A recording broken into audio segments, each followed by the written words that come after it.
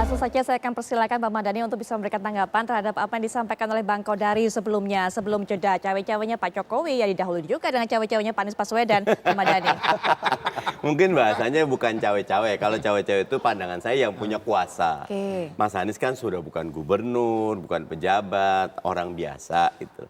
Jadi justru pandangan saya Mas Anies bukan cawe-cawe tapi merespon. Dan biasa ya, Pak Jokowi ini jenis yang pandai melakukan dramatisasi dan simbolisasi. Makanya approval ratingnya tinggi tuh. Contoh. Kurang saya tambahin. Karnivalisasi. Karnavalisasi. Jadi istilah beliau juga kan. Contoh, kasus Lampung. Bimo ngangkat, Pak Jokowi udah disiapin jalan bagus, lewat jalan jelek. Bagus, rame. Tapi selesai masalah. Short term iya ngasih 800 miliar. Jadi emang baik ngasih duit. Tapi ada perbaikan di PAD-nya tidak. Ada perbaikan di manajemen APBD-nya tidak. Ada monitoring yang lebih kuat tidak. Karena struktur APBD-nya punya catatan. Tapi kan udah selesai. Masyarakat juga nggak ngelihat. Bagus, pindah tempat lain. Itu kelebihan Pak Jokowi. Tetapi kita tidak sampai kepada fundamental dan substansi gitu loh. Makanya tadi festivalisasi dan simbolisasi. Tapi baik, datang itu baik. Mestinya kalau langsung. seperti itu jadinya kelebihan atau kekurangan, Bang? Justru malah jadi kekurangan dong. Kalau buat saya kekurangan. Kekurangan karena mesti ditindaklanjuti. Mestinya 3 kegiatan, datang bagus. Habis itu panggil gubernur dan lain-lain. Kemendagri disuruh bekerja. Bappenas disuruh bantu semua. Itu kan nanti selesainya tuh jadi dari hulu ke hilir selesai. Satu masalah selesai. Kalau ini udah selesai. Kalau ditanya apa lebih lanjutnya? Lagi dibangun jalan. Tapi gimana biaya perawatannya? Bagaimana PAD-nya?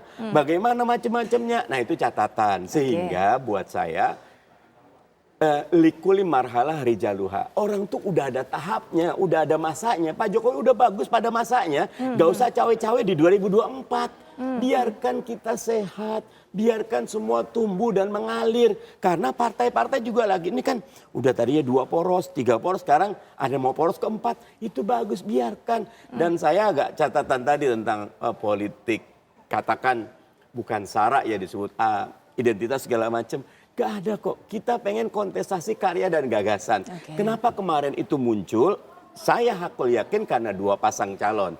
Dividingnya jelas. Tapi kalau 3 pasang calon, 4 pasang calon, akan ada kontestasi karya dan gagasan. Nah karena itu jangan pernah ada pikiran merekayasa cuma 2 pasang calon. Biarkan 3, biarkan 4. Sehat bagi demokrasi kita. Memang Abang melihat ada upaya rekayasa itu? Ujung-ujungnya putaran kedua 2 lagi. Beda. Oh beda. Karena di putaran pertama itulah exploitnya, ledakannya, semangatnya. Ketika putaran kedua mereka akan sangat sadar. Tapi Abang melihat adanya arah ke sana. Justru eskalasinya di putaran kedua itu eskalasi. Karena semua cara putaran kedua nyantai karena semua Demokrat, semua Mas Ahy milih Mas Anies nyantai itu gitu loh. Ya tapi Abang melihat adanya upaya seperti itu Bang mengarahkan untuk kemudian menjadi 2 calon saja. Beberapa mengatakan sebaiknya 2. Ada nyun sewu nih ya, saya mungkin salah. Ada harapan Pak Prabowo gabung sama Mas Ganjar, misal ada harapan walaupun ditolak dan segala macam. Kalau beliau kan benderanya bagus tuh Jokowi Prabowo ini ada yang lain katanya gitu. Ya nggak kenapa, tetapi biarkan setiap partai punya kebebasan untuk membuat desain terbaik bagi negeri ini tanpa harus ada batasan-batasan. Baik Bang Ansy, biarkan Bang Ansy partai-partai ini. Jadi nggak perlulah cawe-cawe. Ada waktunya sendiri Bang Ansy mungkin juga terakhir di perbincangan kali ini. Ya, kita ini sudah keluar dari era rezim totaliter Orde Baru. Tidak lagi monolitik, sangat demokratis. Kanal semua hidup demokrasi ini. Karena itu kekhawatiran bahwa power tends to corrupt, apalagi absolute power corrupts absolutely, itu tampaknya jauh, ya jauh sekali. Yang kedua, kalau hari ini tingkat kepuasan Pak Jokowi itu 82%, itu bukan akrobat politik. Itu evaluasi masyarakat terhadap kerja nyata. Kenapa? Jadi bukan cuma di permukaan kata Bang Mardhani tadi ya? Karena Pak Jokowi itu tipikal pemimpin dengan 2 karakteristik utama. 1 pemimpin yang merakyat, merakyat itu turun ke masyarakat, tidak berjarak dengan rakyat, melakukan belusukan untuk belanja masalah. Setelah itu, merakyat saja tidak cukup, tapi juga pro rakyat. Pulang, membuat kebijakan yang berpihak untuk orientasinya pada solusi. Maka Jokowi ini sebenarnya man of action and solution. Tentu Pak Jokowi tidak bisa men-take over seluruhnya persoalan di provinsi atau kabupaten kota diselesaikan dari Jakarta. Karena apa? Karena memang masing-masing pemerintahan pusat, provinsi dan juga kabupaten kota ini kan punya tugas dan tanggung jawab, tupoksi masing-masing. Maka yang namanya pembagian tugas, fungsi dan peran ini harus dimainkan. Tetapi ingat, Pak Jokowi selalu bekerja cepat, fokus dan melakukan pengawalan-pengawalan secara ketat. Yang terakhir, Mas Anies Baswedan, calon presidennya Kakanda Mardani ini, itu sangat sering mengkritisi Pak Jokowi. Bahkan tajam. Tapi tidak sekalipun Pak Jokowi mengkritik balik seorang Anies Baswedan. Ini menunjukkan kedewasaan dan kematangan berpolitik seorang negarawan. Baik, bukti-bukti bagaimana tentang Pak Jokowi ini akan, aku yakin kemudian juga akan positif, ini bentuk cawe-cawenya sudah diberikan oleh Bang Ansy, kemudian juga harapan juga sudah disuarakan oleh PKS, tinggal Bang Kodari penutup. Bang Kodari, bagaimana Bang Kodari? Ya ini kan akan jadi terus wacana ya, pro kontra segala macam. Semua aspek nanti akan jadi pro kontra termasuk pernyataan Pak Jokowi. Saya kira ya biar ini akan berjalan dan kita akan lihat dinamika ke depan. Tetapi Pak Jokowi itu dalam pernyataannya dia mengatakan dia akan cawe-cawe dalam koridor.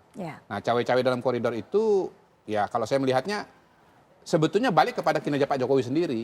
Kalau Pak Jokowi kinerjanya bagus, approval ratingnya tinggi, ya dia akan menjadi orang yang berpengaruh. Tapi kalau approval ratingnya rendah, yang mau ngomong cawe-cawe juga nggak diikutin gitu loh. Dan Pak Jokowi memang masih menjadi satu variabel karena apa? Karena masa jabatannya kan sampai dengan Oktober. Sementara pemilu kita pada bulan Februari. Jadi aura, hawa, magnet Pak Jokowi itu akan menjadi salah satu kata kunci dalam pemilu Indonesia. Orang bisa mengatakan bahwa pemilu 2024 itu adalah variabel daya tarik Ganjar, daya tarik Prabowo, daya tarik Anies Baswedan. Tapi menurut saya sebenarnya pemilih kita ini pada dasarnya ada dua kategori besar, yaitu pro Jokowi dan kontra Jokowi. Gitu. Iya.